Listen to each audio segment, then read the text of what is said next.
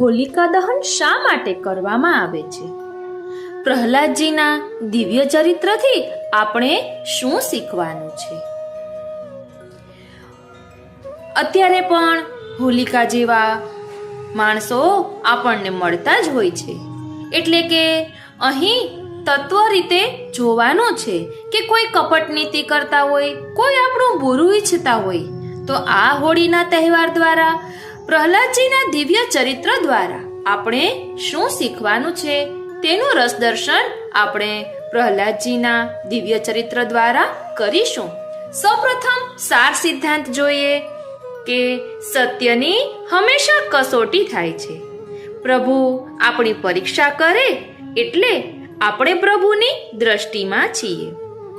ભક્તિ દ્રઢ હોય એટલે પ્રભુ પ્રાપ્તિ તો થાય જ છે. ખાડો ખોદે તે પડે.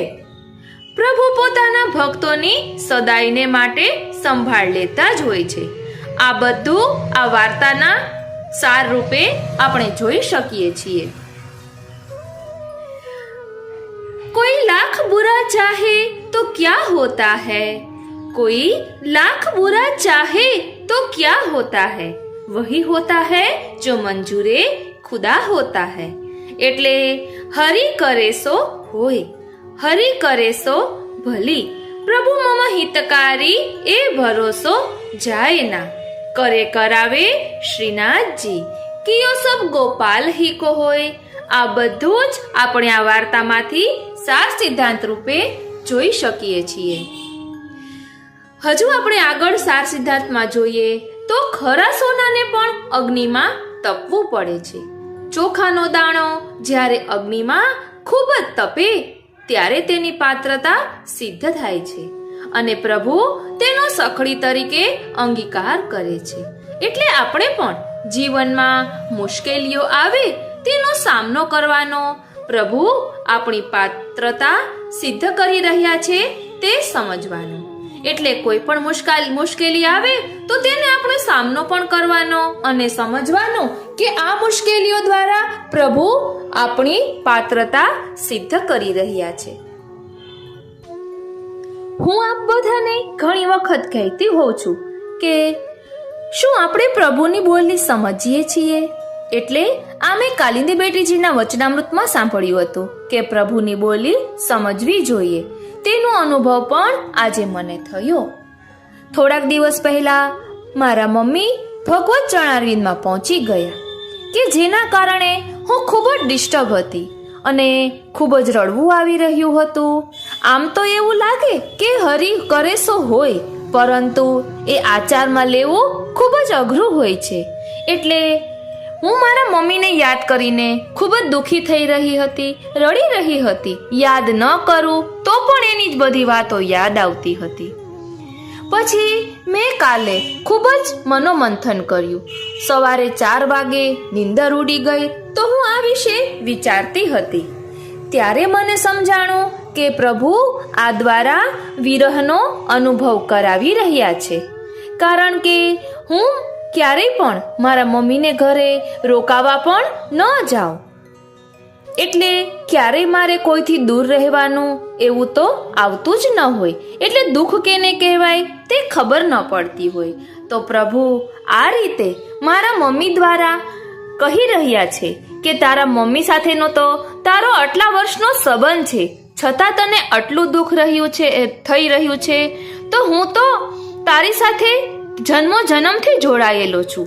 અને આપણે બ્રહ્મસંબંધ મંત્રમાં આવે છે ને કે ભગવાન કૃષ્ણથી વિખૂટા પડે હજારો વર્ષોનો સમય વ્યતીત થવાથી ભગવાનની પ્રાપ્તિને માટે હૃદયમાં જે તાપ ક્લેશનો આનંદ થવો જોઈએ તે જેને તિરોધાન થયો છે, એવું હું જીવ ભગવાન કૃષ્ણ શ્રી ગોપીજન વલ્લભને દેહ, ઇન્દ્રિય, પ્રાણ, અંતઃકરણ, તેના ધર્મો, પતિ, ઘર, પુત્રી, કુટુંબ, ધન, આલોક અને પરલોક આત્મા સહિત સમર્પણ કરું છું. હું દાસ છું, હે કૃષ્ણ હું તમારો છું, હે કૃષ્ણ હું તમારો છું, હે કૃષ્ણ હું તમારો છું. આપણે આ બ્રહ્મસંબંધ મંત્રનો એટલે કે ગદ્ય મંત્રનો ભાવાર્થ જોયો. આપણે આ બોલીએ તો છીએ, પરંતુ તે જીવનમાં ઉતાર્યું કે નહીં એ પ્રભુએ મને સંકેત દ્વારા કહ્યું કે તને મારો વિરહ નથી થતો, કે તું આટલા વખતોથી મારાથી જુદી પડી છે તો તને એ વિરહ કેમ નથી થતો? આ લૌકિક સંસારી જીવનનો વિરહ કેમ થઈ રહ્યો છે? એટલે પ્રભુએ આ દ્વારા વિરહ કેવો હોય તેનું મને રસદાન કર્યું, એટલે તેનો મને અનુભવ કરાવ્યો. એટલે હવે આજે હું સ્વસ્થ છું અને હું તો આ હોળીનો તહેવાર પણ ભૂલી ગઈ હતી. એટલે હોળી ખેલના દિવસો ચાલી રહ્યા છે તે યાદ હતું, પરંતુ કે હોળીનો તહેવાર છે તો હોળી માટેની ભક્ત પ્રહલાદજીનું દિવ્ય ચરિત્રનું રસદર્શન કરવું જોઈએ તે પણ હું ભૂલી ગઈ હતી. તો મને મારા હસબન્ડે સવારે યાદ કરાવ્યું કે તે હોળી માટે કાંઈ નથી રેકોર્ડ કર્યું, અને પ્રભુએ એમના દ્વારા મને કહેવડાવ્યું કે પ્રહલાદજીના દિવ્ય ચરિત્રનું આપણે રસદર્શન કરીએ. એટલે પ્રભુની બોલી આપણે આ રીતે સમજવાની છે. પ્રભુ કોઈ વૈષ્ણવ દ્વારા પણ કહેવડાવે, ગમે તે રીતે સંકેત કરે, અને ઘણી વખત રાત્રે સૂતા હોઈએ અને સવારે ઉઠીએ તો અચાનક સુધી થાય કે લે આ તો કરવાનું રહી ગયું, અથવા તારીખીઓ ફાડતા હોઈએ તો યાદ આવે કે આ તો આ ઉત્સવ છે એ તો બાકી રહી ગયું. એટલે પ્રભુ કોઈ પણ રીતે આપણને સંકેત કરે છે. અને ગઈકાલે જ મેં કાલિંદી બેટીજીના વચનામૃતમાં સાંભળ્યું કે આટલા બધા વૈષ્ણવો ભગવદ્ વાર્તા શ્રવણ કરે છે, તો આપ એ પણ વિચારો કે આટલા વૈષ્ણવોના હૃદયમાં જે ભગવત સ્વરૂપ બિરાજે છે, એટલે કે પ્રભુ બિરાજે છે, એ પણ શ્રવણ કરી રહ્યા છે. એટલે કેન્દ્રમાં શ્રીનાથજીને રાખીને સત્સંગ કરો તો વધુ આનંદ આવશે. અને ભગવાનને તો પોતાના ભક્તોનું ચરિત્ર ખૂબ જ ગમતું હોય છે. એટલે આજે આપણે પ્રહલાદજીનું દિવ્ય ચરિત્રનું રસદર્શન કરીશું. થોડુંક લાંબુ ભલે થાય, પરંતુ ખૂબ સુંદર રસમય શૈલીમાં લખાયેલું છે. કારણ કે શ્રી નરહરિ શાસ્ત્રીજીએ, ગોલોકવાસી નરહરિ શાસ્ત્રીજીએ જે ભાગવતજીની કથા કરતા એમનું સંકલન પૂજ્યપાદ ગોસ્વામી 108 શ્રી ઇન્દિરા બેટીજી નો જ્યારે 75મો અમૃત મહોત્સવ ઉજવાયો હતો ત્યારે આ સંકલન છપાયું હતું. પ્રભુ કૃપાથી તે બિરાજે છે. તેમાંથી આપણે આજે પ્રહલાદજીનું દિવ્ય ચરિત્ર જોઈશું. બોલો શ્રી વલ્લભાધીશ કી જય. શ્યામ સુંદર શ્રી યમને મહારાણી જો કી જય. શ્રી ગોવર્ધન નાથ કી જય. ભાગવત ભગવાન કી જય. પ્રહલાદજીનું દિવ્ય ચરિત્ર. પ્રહલાદજીનું દિવ્ય ચરિત્ર. નારદજી કહે છે, જેમને માટે ભગવાન અવતાર લેવાના છે એ પ્રહલાદજી કેવા હતા તે પણ આપણે જાણી લઈએ. તેઓ સંતોની ઉપાસના કરનારા હતા, બ્રાહ્મણોને ઈષ્ટદેવ માનનારા હતા, ગુરુ પ્રત્યે ઈશ્વર બુદ્ધિ રાખનારા હતા, બરોબરિયા સાથે સગા ભાઈ જેવો પ્રેમ રાખતા હતા. તેઓ વિદ્યા સંપન્ન, ધન સંપન્ન, રૂપ સંપન્ન અને ગુણ સંપન્ન હોવા છતાં તેમનામાં અભિમાનની ગંધ પણ ન હતી. આપણે બધું પણ આ આચરણમાં લેવાનું છે અને આપણા બાળકોને પણ શીખવવાનું છે. આ ભક્ત પ્રહલાદની વાર્તા મને એટલી ગમે છે કે મારી પ્રાચી નાની હતી ત્યારે જમાડતી વખતે હું ભાગવતજીમાં જે વાંચન કર્યું હોય તેની વાર્તા તેને કરતી, તો તેને અત્યારે પણ હજુ સુધી એ વાર્તા યાદ છે. માટે આપણે આપણા બાળકોને વાતચીતો દ્વારા, હસતા રમતા, કોઈ ગેમ દ્વારા પણ આપણા પુષ્ટિ માર્ગનું, આપણા સનાતન ધર્મનું જ્ઞાન આપી શકીએ. અહીં નારદજી કહે છે કે આ જગતમાં વખાણની હદ થઈ ત્યારે સમજવી કે જ્યારે શત્રુઓ પણ તમારા વખાણ કરે, સંબંધીઓ વખાણ કરે એમાં નવાઈ નથી. પ્રહલાદજીના વખાણ કરતા દેવતાઓ અને દૈત્યો પણ થાકતા નથી. પ્રહલાદજીને શ્રી કૃષ્ણ ભગવાન રૂપી એક જળ વળગ્યું હતું. તેથી પ્રહલાદ બોલતા ચાલતા, ખાતા પીતા, સૂતા ઉઠતા, હરતા ફરતા પોતે શું કરી રહ્યા છે એનું તેમને ભાન જ ન મળે. કોઈક વખત ખડખડાટ હસી પડે, કોઈક વખત ઉચ્ચ સ્વરથી નારાયણના નામની ગર્જના કરે. ધર્મરાજાએ નારદજીને પૂછ્યું દેવર્ષિ આવો સદગુણી છોકરો અને એનો દ્રોહ એના પિતાએ કર્યો, એનું કારણ શું? વળી એ દ્રોહનું પરિણામ શું આવ્યું? શું પ્રહલાદને મરવું પડ્યું? નારદજી કહે છે, રાજન સાંભળો, શુક્રાચાર્ય એ દૈત્યોના ગુરુ, તેઓ કોઈક અનુષ્ઠાન કરવા ગયા હતા. ઘેર તેમના 2 દીકરાઓ શંડ અને અમરકતા. હિરણ્યકશ્યપે તેમને બોલાવીને આજ્ઞા કરી કે પ્રહલાદને રાજનીતિ શીખવો, શત્રુઓને કેવી રીતે સંકટમાં નાખીને એનો વધ કરવો, એ કુટિલ વિદ્યામાં એને પારંગત કરો. બીજે આડી અવડી કોઈ વાત એને ભણાવવાની નથી. હિરણ્યકશ્યપની આજ્ઞા થતા ગુરુપુત્રો રાજકુમાર પ્રહલાદને પોતાની સાથે લઈ ગયા.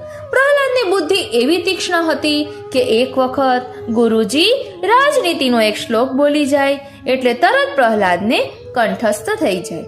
જેવો સાંભળ્યો હોય એવો જ ગુરુજીને બોલીને સંભળાવે. ગુરુજી તો ખૂબ ખુશ થયા. વાહ, બાળકની કેવી હોશિયારી છે, જરૂર રાજા હિરણ્યકશ્યપ અમને ઇનામ આપશે. આમ વિચારી 5 વર્ષના બાળક પ્રહલાદને તેઓ ભણાવી ગણાવી હિરણ્યકશ્યપના દરબારમાં લાવ્યા. પ્રહલાદે આવતા વેત જ પિતાને સાષ્ટાંગ દંડવત પ્રણામ કર્યા. હિરણ્યકશ્યપે પ્રેમથી બાળકને ગોદમાં બેસાડ્યો અને પ્રશ્ન કર્યો, બેટા, તને શું પ્યારું લાગે છે તે તું મને કહે. પ્રહલાદે હિરણ્યકશ્યપના મુખ તરફ જોઈને કહ્યું, બાપુજી, મને એમ લાગે છે કે આ ઘર અધપતનનું કારણ છે, તેથી તેને ત્યજીને વનમાં જઈ ભગવાનનું ભજન કરું. પ્રહલાદના મુખે પોતાના કટ્ટર ભગવાનની વાત સાંભળતા હિરણ્યકશ્યપ ખડખડાટ હસવા લાગ્યો. તે કહેવા લાગ્યો કે હે ગુરુપુત્રો, મેં તમને કહ્યું હતું કે દેવતાઓ બદમાશ છે, દૈત્યોના રૂપ ધારણ કરીને ફરતા હોય છે, બાળકને એકલો જોઈ ઉઠાવી જાય છે અને તેમને આવી ગંદી ગંદી વાતો શીખવે છે. માટે તમે સાચવજો, પરંતુ તમે તેના તરફ ધ્યાન આપ્યું નથી એવું દેખાય છે. હિરણ્યકશ્યપે પોતાના સૈનિકોને આજ્ઞા કરી કે પ્રહલાદને પુરોહિતને ઘેર મૂકી આવો. દૈત્યો પ્રહલાદજીને ઊંચકીને પુરોહિતના ઘેર લઈ ગયા. પુરોહિતે ખૂબ પ્રેમથી પૂછ્યું, બેટા પ્રહલાદ, સાચું બોલ, તમને આવો પાઠ કોણે શીખડાવ્યો? બુદ્ધિ મદઃ પરકૃત ઉતાહોતે ખતા ભવત. પ્રહલાદજીએ કહ્યું, જ્યારે ભગવાન કૃપા કરે છે ત્યારે મનુષ્યની પાશવી વૃત્તિ બદલાઈ જાય છે, પછી તેને મારા તારાનો ભેદ રહેતો નથી. જે ભગવાન બ્રહ્મા વગેરે દેવોને પણ મોહિત કરે છે તેમણે જ મને આ બુદ્ધિ આપી છે. જેમ ચુંબક પાસે લોઢું ખેંચાય તેમ હું ભગવાન તરફ ખેંચાયો છું. પ્રહલાદજીના પિતાને સદુપદેશ. આ સાંભળી પુરોહિત ખૂબ નારાજ થયા, પણ તેઓ કંઈ કરી શક્યા નહીં. તેમણે પ્રહલાદને શામદામ દંડ ભેદની નીતિ ભણાવી. પછી પ્રહલાદને તેમની માતા પાસે લઈ ગયા. માતાએ તેને નવડાવી ધોવડાવી નવા કપડાં પહેરાવી રાજા પાસે મોકલ્યા. પ્રહલાદજી પિતાના ચરણોમાં પડ્યા. બાપે તેને છાતી સરસો ચાંપ્યો. બાળક છે માની માફ કર્યો. બાળકને ગોદમાં ઉપાડી લીધો, તેનું માથું સૂંઘ્યું. પછી કહ્યું, બેટા, તને ગુરુજીએ બહુ પાઠ શીખવાડ્યા હશે, એમાંથી જે પાઠ વધારે પસંદ પડ્યો તે મને કહે. બીજાનું શીખડાવેલું મને કહીશ નહીં. પ્રહલાદજીએ વિચાર કર્યો, મારા ગુરુ તો નારદજી છે, મારા ગુરુ તો નારદ ભગવાન છે. શ્રીનાથજી, આ તો બધા વર્ષાસન ખાનારા ગુરુ. આથી પ્રહલાદજીએ પિતાની આગળ ભગવાન નારદજીએ શીખડાવેલો શ્લોક કહ્યો, શ્રવણમ કીર્તનમ વિષ્ણો સ્મરણમ પાદ સેવનમ અર્ચનમ વંદનમ દાસ્યમ સખ્યમાત્મ નિવેદનમ ઇતિ પુંસાર પિતા વિષ્ણુ ભક્તિશ્ચેન્નલ નવલક્ષણા ક્રિયતે ભગવત્યાત્તા તન્મન્યે અતધિત મુત્તમમ.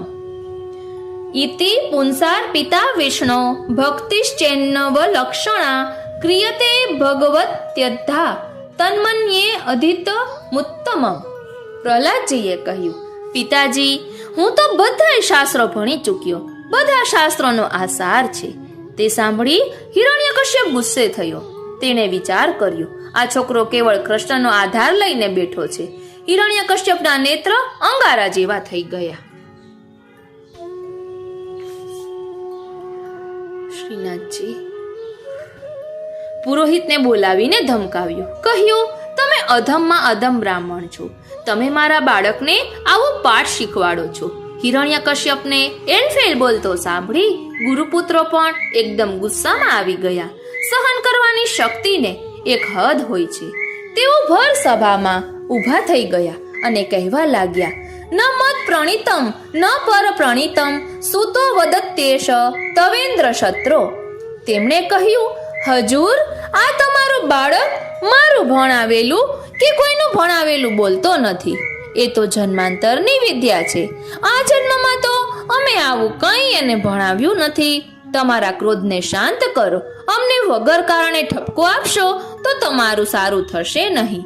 શંડ અને અમરકે જ્યારે આવું સંભળાવ્યું ત્યારે હિરણ્યકશ્યપ શાંત પડ્યો.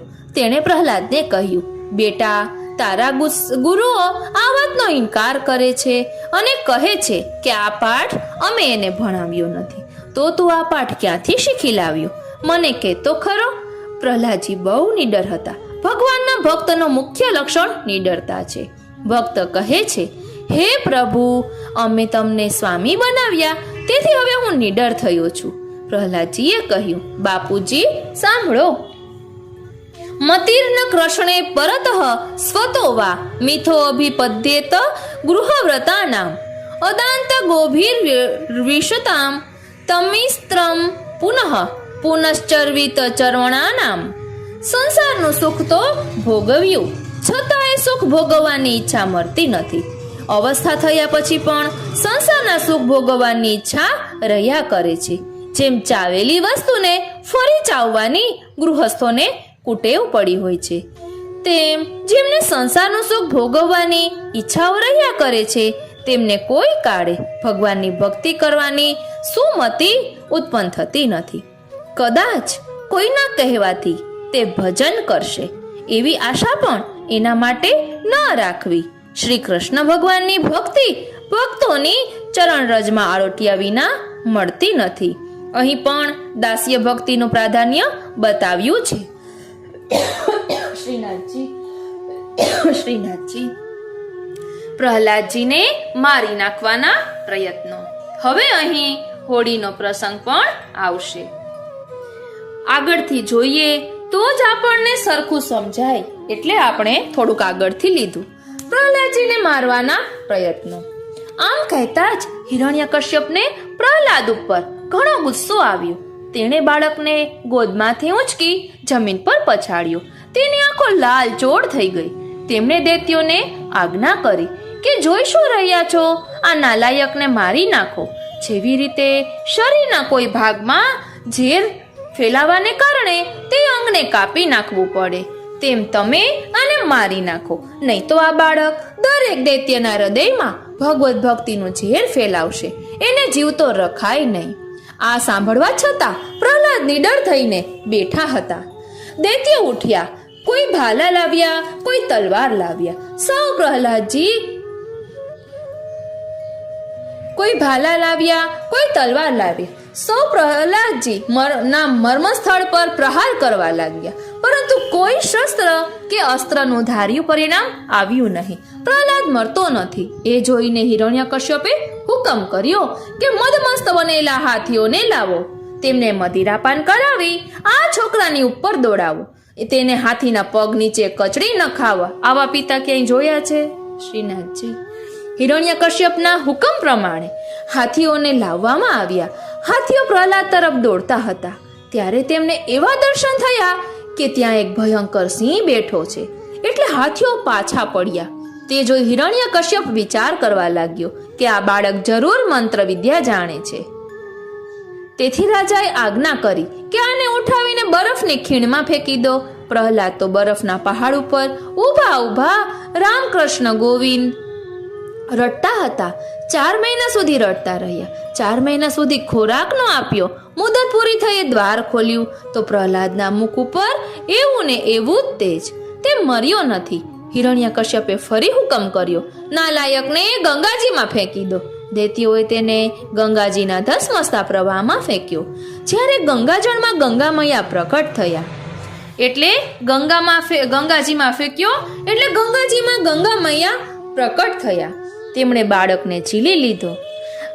આવું પિક્ચર પણ ભક્ત પ્રહલાદનું મેં એક વખત જોયેલું છે અને પ્રાચીને પણ બતાવ્યું તો ખૂબ સુંદર છે. આમાં જે બધું વર્ણન આવે છે તે બધું તે પિક્ચરમાં આવે છે.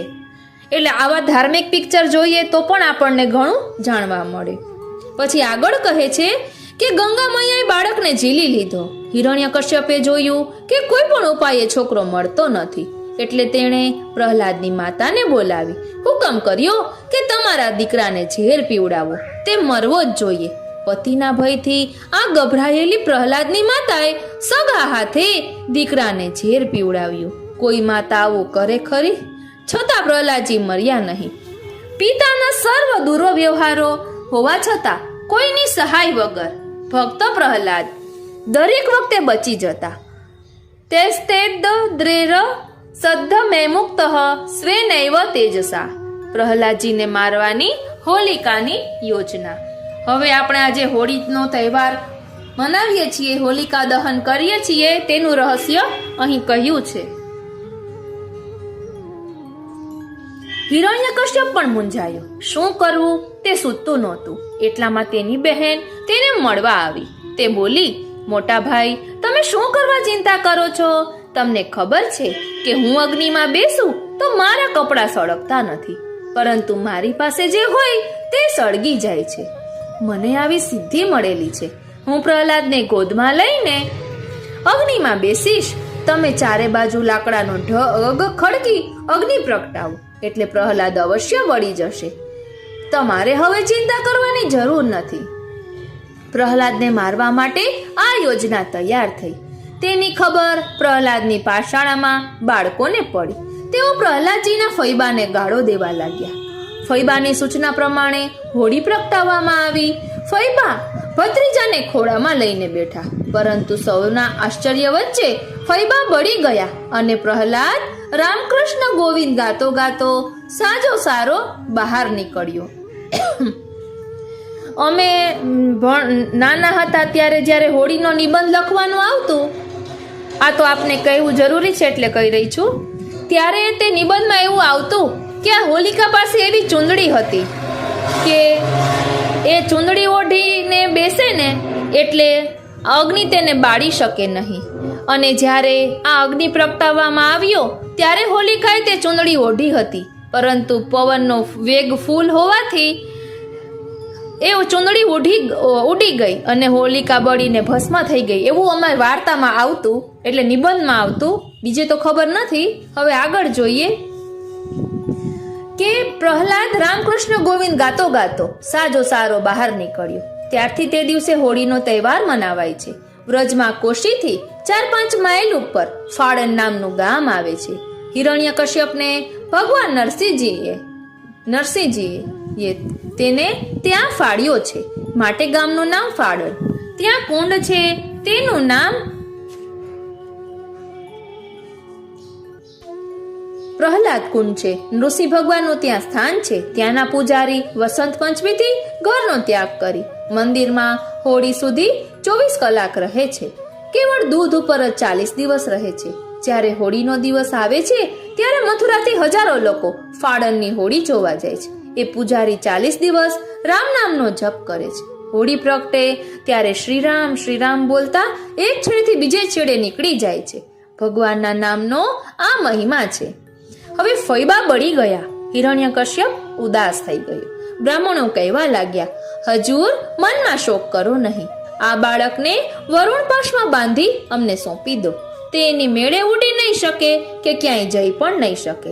વરુણ પાશથી પ્રહલાદને બાંધી શુક્રાચાર્યના પુત્રોને સોંપ્યો. એમને થયું કે વરુણ પાશથી બંધાયેલ પ્રહલાદ કોઈ ઠેકાણે જઈ શકવાનો નથી. તેથી બંને ભાઈઓ નિશ્ચિંત હતા. કોઈ યજમાનનું આમંત્રણ આવે એટલે બંને ભાઈઓ યજમાનના ઘેર જતા. હવે ખૂબ જ સુંદર પ્રસંગ આવે છે કે પ્રહલાદજીનો બાળ મિત્રોને સદુપદેશ. એટલે મિત્રો કેવા હોવા જોઈએ તે પણ આપણે પ્રહલાદજીના ચરિત્ર પરથી સમજી શકીએ. એ વખતે પાઠશાળાના બાળકો પ્રહલાદ પાસે આવીને કહેતા, ચાલો રમવા. પ્રહલાદજીએ બાળકોને પોતાની પાસે બોલાવતા. બાળકોને પ્રહલાદજી તરફ આદર ભાવ હતો, એટલે તેમની રમતો મૂકી પ્રહલાદજી પાસે આવીને બેસી જતા.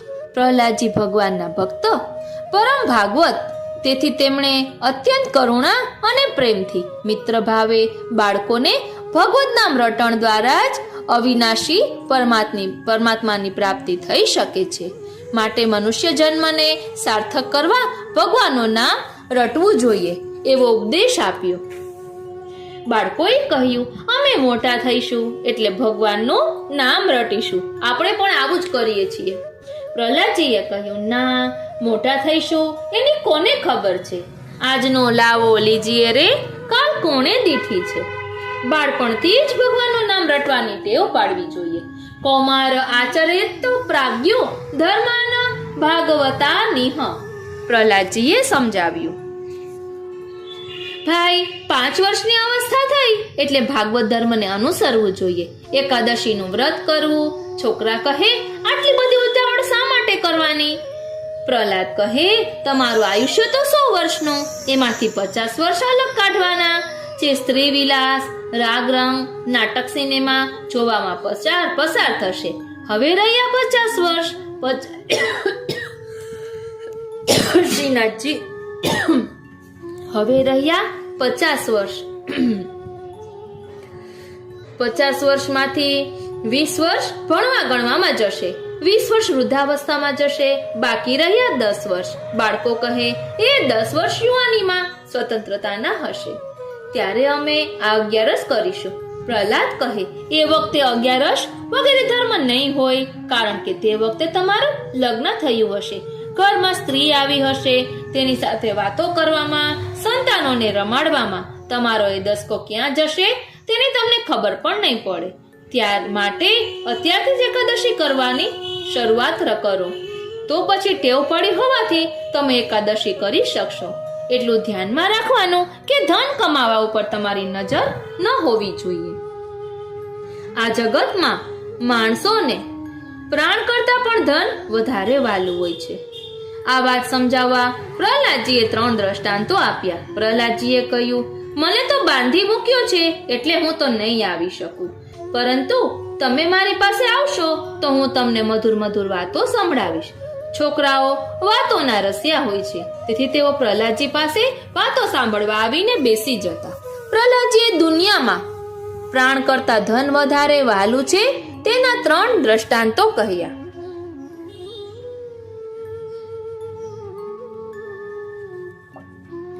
સૈનિકો જાણે છે કે લડાઈ થશે ત્યારે અમને તોપના ગોળા આગળ ધરવામાં આવશે, છતાં પગાર વધારે મળે છે એટલે પૈસાની લાલચે તેઓ સિપાહીની નોકરી પસંદ કરે છે.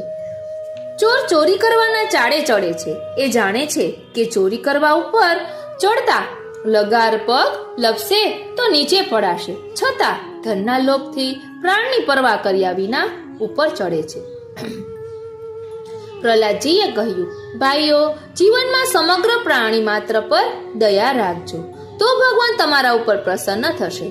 આજે હું તમને જે વાતો કરી રહ્યું છું તે નરનારાયણ ભગવાનને નારદજીએ કહી હતી. નરનારાયણ ભગવાને નારદજીને કહી હતી. નારદજીએ તે મને સંભળાવી હતી. હવે તે હું તમને કહું છું. પ્રહલાદજીના બાળપણની કથા. એટલે આપણે આ બાળપણનો પ્રસંગ એટલે લઈ રહ્યા છીએ કારણ કે તેમાં ભગવાનની સંપૂર્ણ કૃપા મેળવવાનો ઉપાય પણ દર્શાવ્યો છે. એટલે એ ઉપાય આપણે જોઈ લઈએ, ત્યાર પછી આ દિવ્ય ચરિત્રને વિરામ આપીશું. બાળકોએ પૂછ્યું, પ્રહલાદ, તું નારદજીની પાઠશાળામાં ભણવા ક્યારે ગયો હતો? પ્રહલાદજીએ કહ્યું, જે રાતે મારા બાપુજી તપ કરવા ગયા તેની આગલી રાત્રે મારું ગર્ભાધાન થયું હતું. ઇન્દ્ર વગેરે દેવોને ખબર પડી કે મારી માતા ગર્ભવતી છે, એટલે તેમણે વિચાર કર્યો કે હિરણ્યકશ્યપ અમને આટલું દુઃખ આપે છે તો તેનો થનાર પુત્ર મોટો થશે ત્યારે અમને કેટલું દુઃખ આપશે. એટલે દેવલોકો મને મારવાના ઈરાદાથી મારી માતાને ઉઠાવીને લઈ જવા લાગ્યા. માર્ગમાં તેમને નારદજી મળ્યા. નારદજીએ કહ્યું, આ સતી સ્ત્રીને શા માટે ઉઠાવીને લઈ જાઓ છો? દેવોએ કહ્યું, તેને બાળક અવતરવાનો છે, એ બાળકને અમે મારી નાખીશું, પછી એ સ્ત્રીને એના પતિના ઘેર મૂકી આવીશું. નારદજીએ કહ્યું, તમે વૃત્રાસુરનો વધ કર્યો, પરંતુ વૃત્રાસુર પરમ ભાગવત હતો, તેમ આ અવતરનાર બાળક પણ પરમ ભાગવત છે, માટે તમે આ સતી સ્ત્રી મને સોંપી દો, તમે એના બાળકથી ડરશો નહીં. નારદજી મારી માતાને એમના આશ્રમમાં લઈ આવ્યા. મારી માતા ઘણી ભાગ્યશાળી હતી. માણસને એક ઘડી કે અડધી ઘડી સત્સંગ મળે તોય માણસનો ભાવ સુધરી જાય. મારી માતાને મારા પિતા ઘેર પાછે આવ્યા ત્યાં સુધી 36,000 વર્ષ નારદજીનો સત્સંગ થયો. એક દિવસ મારી માતાની સેવાથી નારદજી પ્રસન્ન થયા. તેમણે કહ્યું, બહેન, તારી શી ઈચ્છા છે? મારી માતાએ કહ્યું, મને 9 મહિના પૂરા થવા આવ્યા છે, બાળકનો જન્મ થશે. કોઈ પણ પ્રકારે દેવતાઓ એને મારી નાખશે. હું બાળકનું રક્ષણ કેવી રીતે કરીશ? માટે મને એવું વરદાન આપો કે તેના પિતા તપ કરીને પાછા આવે પછી એનો જન્મ થાય. જે દિવસે મને પ્રસૂતિની ઈચ્છા થાય તે દિવસે તેનો જન્મ થાય. નારદજીએ મારી માતાને આવું વરદાન આપ્યું. મારી માતાએ 36,000 વર્ષ સુધી નારદજીની ખૂબ પ્રેમથી સેવા કરી. આખા આશ્રમનો ભાર તેણે ઉઠાવી લીધો. આશ્રમમાં જે સંત મહાત્માઓ પધારતા એમની સેવા પણ એ કરતી. નારદજી દરરોજ 2 કલાક મારી માતાને તેમની સામે બેસાડી કથા કરતા. આખા દિવસની થાકેલી મારી માતા કથા સાંભળતા ચોકા ખાય મારી જેમ. પણ હું માતાના ગર્ભમાં જાગતો હોઉં અને ધ્યાનથી સાંભળતો હોઉં. એક દિવસ નારદજીએ આત્માના 12 લક્ષણો બતાવ્યા. એક દિવસ ગુરુજી બહુ પ્રસન્ન થયા હતા. તેમણે શાસ્ત્રના હજારો ઉપાયો બતાવ્યા. એમાં એક ઉપાય એવો બતાવ્યો કે જે કરવાથી ભગવાનની સંપૂર્ણ કૃપા થાય. હવે આપણે એ પ્રકાર જોઈએ. ભગવાનની સંપૂર્ણ કૃપા મેળવવાનો ઉપાય. બાળકોએ કહ્યું, પ્રહલાદ, એ ઉપાય અમને પણ બતાવો. પ્રહલાદે કહ્યું કે જેમણે ભગવત કૃપા સંપાદન કરવી હોય તેમણે પોતાના ગુરુદેવની સેવા પ્રેમથી કરવી. ગુરુદેવની સેવા કેવી રીતે કરવી? તો કહે છે કે પોતાની જે આવક હોય, જે મિલકત હોય, તે બધું ગુરુદેવને સમર્પણ કરી દેવું. તમે કહેશો કે બધું આપી દઈએ પછી અમે ખાઈશું શું? શાસ્ત્રો કહે છે કે કૂવાને ગાળવામાં આવે તો બધું જળ બહાર ઉલેચાઈ જાય. પછી 10 કલાકે જેટલું પહેલા હતું તેટલું પાછું આવે છે. જે ધરતીએ તે જળ લીધું તે જ ધરતી પાછું આપે છે. માટે ડરવું નહીં. ગુરુદેવને સર્વ સમર્પણ કરવું. સંત સાધુઓનો સમાગમ કરવો. ઈશ્વરનું આરાધન કરવું. ભગવત કથા શ્રદ્ધા રાખી સાંભળવી. ભગવત ચરણારવિંદનું ધ્યાન ધરવું. આ પ્રમાણે સાધનો કરવાથી ભગવાન તરત જ પ્રસન્ન થાય છે. વાસુદેવે ભગવતી યયા સંલભતે રતિમ. તમને ભગવાન વાસુદેવની રતિ એટલે પ્રેમ પ્રાપ્ત થશે. માટે ભાઈઓ, તમે તેમનું ભજન કરો, પણ ગુપ્ત રીતે કરો. મારું ભજન જાહેર થયું તો મારા પિતાએ મારી કેટલી વિડંબના કરી એ તો તમે જાણો જ છો. મને મારી નાખવાના કેટલા અખતરા કર્યા તે તમારા ધ્યાન બહાર નથી. જેમ મારા પિતા અસુર છે તેમ તમારા પિતા પણ અસુર છે. તેઓ તમને પણ દુઃખ આપશે. તતો ભજદ્વમ હપયે હૃદયેશ્વરમ. ભગવાન નથી જોવાના કે આસુરનો દીકરો છે? દેવો અસુરો મનુષ્યો વા યથો ગંધર્વ એવ ચ. ભગવાનનું ભજન કરનાર ગમે તે જાતિનો હોય પણ ભગવાન તેના ઉપર અવશ્ય કૃપા કરે છે. માટે ભલે આપણે અસુર જાતિના છીએ પણ ભગવાનનું ભજન કરીશું અને તે પણ અત્યારથી બાળવયથી જ કરીશું તો ભગવાન જરૂર આપણા ઉપર પ્રસન્ન થશે, આપણા ઉપર કૃપા કરશે. જૈસો હું તૈસો તિહારો શ્રી વલ્લભ. ભગવાને આપણી ભક્તિ સ્વીકારી અને આપણા ઉપર કૃપા કરી તે કેવી રીતે જાણવું? તો યાદ રાખો કે એકાંત ભક્તિ ગોવિંદે યત સર્વત્ર તદક્ષિણમ. જ્યાં જ્યાં આપણે નજર નાખીએ ત્યાં ત્યાં ભગવાન વાસુદેવના દર્શન થાય. ત્યારે માનવું કે આપણી ભક્તિ અનન્ય બની છે, ભગવાને તેનો સ્વીકાર કર્યો છે. અહીં કહ્યું કે જ્યાં જ્યાં નજર નાખીએ ત્યાં ત્યાં પ્રભુના દર્શન થાય, ત્યારે આપણી ભક્તિ અનન્ય ભક્તિ કહેવાય. ગઈકાલે જ કાલિંદી બેટીજીના વચનામૃતમાં સાંભળ્યું હતું કે ઉત્તમ બાવા છે તે ગાયોની સેવા ખૂબ જ કરતા, ટૂંકમાં જીવ માત્ર પર દયા રાખતા. એ ક્યારે બની શકે કે જ્યારે આપણામાં સર્વાત્મ ભાવ હોય કે બધામાં પ્રભુ બિરાજે છે. માટે આપણે પણ આ બધી બાબતોનું ધ્યાન રાખવું. પ્રહલાદજીના દિવ્ય ચરિત્રમાં આગળ ગુરુપુત્રોની પ્રહલાદજીને સુધારવામાં નિષ્ફળતા, પિતા સાથે પ્રશ્નોત્તરી, શ્રી નૃસિંહ ભગવાનનું પ્રાકટ્ય, દેવોની સ્તુતિ, પછી પ્રહલાદજીએ જે નૃસિંહ ભગવાનની સ્તુતિ કરી છે તે સ્તુતિ, પ્રહલાદજીની પોતાના મન વિરુદ્ધની ફરિયાદ અને મુક્તિ મેળવવાના સાધનો, પ્રહલાદજીની નિષ્કામ ભક્તિ, આ બધું જ વર્ણન આવે છે. પછી બ્રહ્માજીને ઉપદેશ, નારદજી ધર્મરાજાનો સંવાદ, આ બધું આગળ વર્ણન આવે છે. પરંતુ આપણે અત્યારે હોળીનો પ્રસંગ જોઈ રહ્યા છીએ, એટલે આજના સત્સંગને અહીં જ વિરામ આપીશું. ફરી એકવાર આ વાર્તાથી આપણે શું સાર લેવો જોઈએ તે સમજી લઈએ. એટલે કે સત્યની હંમેશા કસોટી થાય છે. એટલે ભક્ત પ્રહલાદને કેટલી કસોટી થઈ, જીવનમાં કેટલો સંઘર્ષ કરવો પડ્યો એવા નાના બાળકને, તે આપણે અહીં સમજવાનું છે. પ્રભુ આપણી પરીક્ષા કરે એટલે આપણે પ્રભુની દ્રષ્ટિમાં છીએ. એવો મનમાં વિચાર નહીં કરવાનો કે પ્રભુ મારી સાથે આવું શા માટે કરે છે. પ્રભુ આપણી પરીક્ષા લે છે તો પ્રભુની દ્રષ્ટિમાં આપણે છીએ, એટલે પ્રભુ આપણને જોઈ રહ્યા છે. તે કેટલી આનંદની વાત કહેવાય. અને ભક્તિ દ્રઢ હોય એટલે પ્રભુ પ્રાપ્તિ તો થાય જ છે. એ આપણે પ્રહલાદજીના ચરિત્ર પર જોઈ શકીએ છીએ. એટલે ગમે તે મુશ્કેલી આવે તો ડગી નહીં જવાનો, અન્યાશ્રય નહીં કરવાનો, એક દ્રઢ આશ્રય શ્રી મહાપ્રભુજીના ચરણારવિંદનો, શ્રીનાથજીના ચરણારવિંદનો રાખવાનો. પછી ખાડો ખોદે તે પડે. એટલે અહીં હોલિકાએ કપટવૃત્તિ કરી અને પ્રહલાદજીને મારવાનો પ્રયાસ કર્યો. એટલે જે કોઈ માણસ બીજાનું બુરું ઈચ્છે છે તે પોતે જ તે ખાડામાં પડે છે. એટલે ખાડો ખોદે તે પડે. પછી પ્રભુ પોતાના ભક્તોની સદાયને માટે સંભાળ લેતા જ હોય છે. એટલે ભક્ત પ્રહલાદને ખૂબ જ હેરાન કરવામાં આવ્યા. એટલે પ્રભુથી તે સહન ન થયું અને નૃસિંહ ભગવાનનું પ્રાકટ્ય થાંભલામાંથી થયું. તે બધા આપણે જાણીએ છીએ. એટલે પ્રભુ પોતાના ભક્તોની સંભાળ લેતા જ હોય છે.